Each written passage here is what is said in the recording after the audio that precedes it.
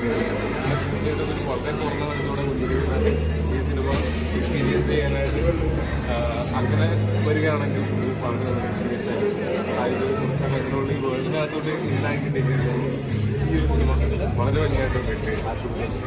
ഇതിനകത്ത് കുറേ റെഫറൻസസ് ഉണ്ടാവും, കുറേ കോൺഫിഡൻസ് ക്രിയേറ്റേഴ്സിൻ്റെ അങ്ങനെയുള്ള കുറേ കാര്യങ്ങൾ ഇതിലൊക്കെ ഇൻട്രസ്റ്റ് ഉള്ള ആളാണെങ്കിൽ മീഡിയൻസിലും അതുപോലെ തന്നെ കോൺഫിഡൻസ് ക്രിയേറ്റേഴ്സിലും ഇത് കുറച്ച് സെറ്റായ റെപ്രസെൻറ്റേഷൻ എന്ന് പറയുന്നത്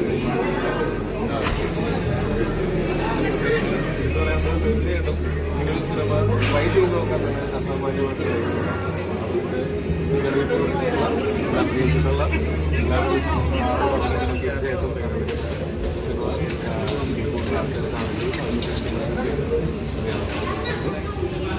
ഇതിനകത്തുള്ള പെർഫോമൻസസും ഇതിൻ്റെ കാര്യം ഇത് ഒരു ഈസി സ്പേസ് അല്ല പെർഫോം ചെയ്യാനായിട്ട്. കാര്യം എന്ന് വെച്ചാൽ ഒരു കറണ്ട് സമയമല്ല, അല്ലെങ്കിൽ ഫ്യൂച്ചറിസ്റ്റിക് ആയിട്ടുള്ള ഒരു വേൾഡും ഒക്കെ പറയുന്ന സമയത്ത് അതുമായിട്ട് മാച്ച് ചെയ്ത് ചെയ്ത് പോവുക എന്ന് പറയുന്നത് ഇത് വളരെ നല്ല ഒരു പരീക്ഷണമാണ്. ഒരുപാട് ഭയങ്കര വലിയ ബഡ്ജറ്റിലല്ല നിർമ്മിക്കുന്നതെന്നുള്ള കാര്യം എനിക്ക് ഓൾറെഡി നേരത്തെ അറിയാവുന്നതാണ്. പക്ഷേ കുറച്ച് കളിക്കൊണ്ട് ഈ വേൾഡൊക്കെ എസ്റ്റാബ്ലിഷ് ചെയ്യുകയും ഇത്തരം കാര്യങ്ങൾ കൺവേ ചെയ്ത് അടിപൊളിയാണ്.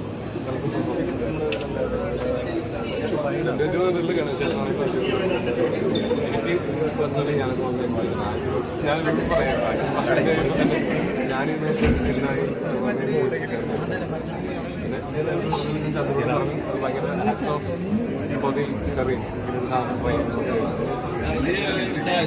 പറയുന്ന സമയത്ത് ഇതിനകത്ത് സീനിയർ ആയിട്ടുള്ള ഗണേശ് അല്ലെങ്കിൽ നമ്മുടെ ഇപ്പൊ യൂത്ത് ആയിട്ടുള്ള ഗോകുലും ഒരേ സമയം അത്രയും മത്സരിച്ച് അഭിനയിച്ചിട്ടുണ്ടാവില്ലേ? അത് എനിക്ക് തോന്നുന്നു ഒരു വലിയ ഗ്രൂ ആയിരിക്കും ഉണ്ടാവില്ല. എനിക്ക് കുറച്ചുകൂടെ ചെറിയ അതിൻ്റെ ഒരു കംഫർട്ട് പെർഫോമൻസസിലും എനിക്ക് തോന്നുന്നു അത് ഒരു എന്താ പറയുക അതിൻ്റേതായിട്ടൊരു കംഫർട്ട് ഇവർക്ക് പെർഫോം ചെയ്യാനുണ്ടായിട്ടുണ്ടാവും.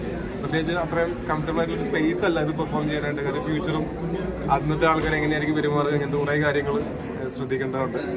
അപ്പോൾ തീർച്ചയായിട്ടും അത് എല്ലാവരും അജുവേട്ടനാണെങ്കിലും എല്ലാവരും ഭയങ്കര രസമായിട്ടത് എസ്റ്റാബ്ലിഷ് ചെയ്തിട്ടുണ്ടായിരുന്നു.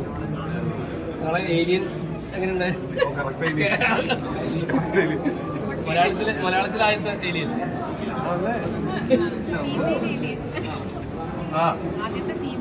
ഓക്കെ ഓക്കെ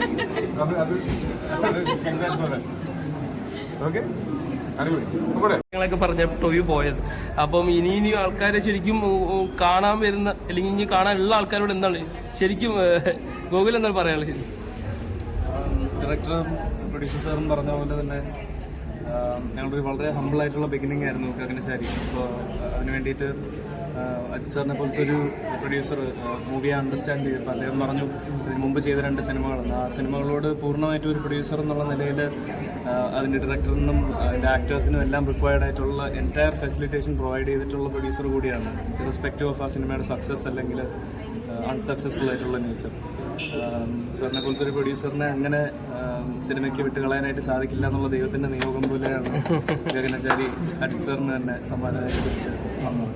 അപ്പോൾ ഡയറക്ടർ അരുൺ ചേട്ടനും സായും ഞാനും ഒക്കെ ഇതിൻ്റെ ഒരുപാട് സ്പിൻ ഓഫ്സിനെ കുറിച്ചും ഈ സിനിമയ്ക്കകത്ത് തന്നെ ഈസ്റ്റർ എഗ് ആയിട്ട് നമ്മളൊരു സിനിമയുടെ ഒരു സ്പാർക്ക് അവിടെ ഇട്ടിട്ടുണ്ട്. അത് എത്രത്തോളം ആൾക്കാർ റെക്കഗ്നൈസ് ചെയ്യുമെന്ന് അറിയില്ല, എന്നാലും അതിൽ ഒരു ഈസ്റ്റർ എഗ് ഉണ്ടെന്ന് പറയുന്നു. അപ്പോൾ അതൊരു സൂപ്പർ ഹീറോ മൂവിയായിട്ട് ഡയറക്ടർ അരുൺ ചന്തു, ശിവസായി, അജിത് സാർ എല്ലാവരും കൂടി ഒരുമിച്ച് കൊളാബ് ചെയ്ത് വന്നു കഴിഞ്ഞാൽ അതിനകത്ത് ഒരു അസിസ്റ്റന്റ് ഡയറക്ടറിൻ്റെ ഒരു രീതിയിലും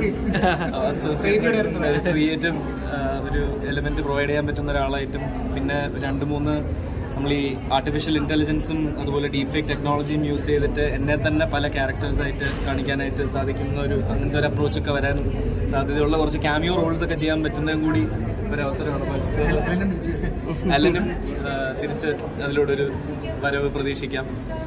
ശേഷം ഈ പറഞ്ഞ യൂണിവേഴ്സിൻ്റെ എക്സ്റ്റൻഷനായിട്ട് ഗഗനചാരിയുടെ തന്നെ സീക്വലും വരാനായിട്ടുള്ളൊരു ചർച്ചയൊക്കെ ഞങ്ങൾ നേരത്തെ തന്നെ നടത്തിയിട്ടുണ്ടായിരുന്നു. പക്ഷേ നമ്മളിതുപോലത്തെ ഒരു ഫസ്റ്റ് അറ്റംപ്റ്റ് നടത്തുമ്പോൾ എത്രത്തോളം സ്വീകാര്യത അതിന് കിട്ടുന്നു എന്നുള്ളതനുസരിച്ചിരിക്കും അതിൻ്റെ ഈ എക്സ്പാൻഷനുള്ള ഒരു പോസിബിലിറ്റി എന്ന് പറയുന്നത്. അതിന് വലിയ ഗേറ്റ് തുറന്നു തന്നിരിക്കുകയാണ് ഗഗനചാരിയുടെ സ്വീകാര്യത ഓഡിയൻസിൻ്റെ അടുത്ത് വന്നിരിക്കുന്നു എന്നുള്ളത്. അജിത് സാറിനെ പോലൊരു പ്രൊഡ്യൂസറിനായാലും ഇങ്ങനത്തെ ഒരു തോട്ട് പ്രോസസ്സിനെ കുറിച്ച് ഇൻവൈബ് ചെയ്ത് അതിനുവേണ്ടി ഡെലിവർ ചെയ്യാൻ സാധിച്ചതിന് വലിയ കാര്യമാണ്. അപ്പോൾ അതുകൊണ്ടാണ് ഞങ്ങൾക്കത് ചിത്രീകരിക്കാൻ തന്നെ സാധിച്ചത്.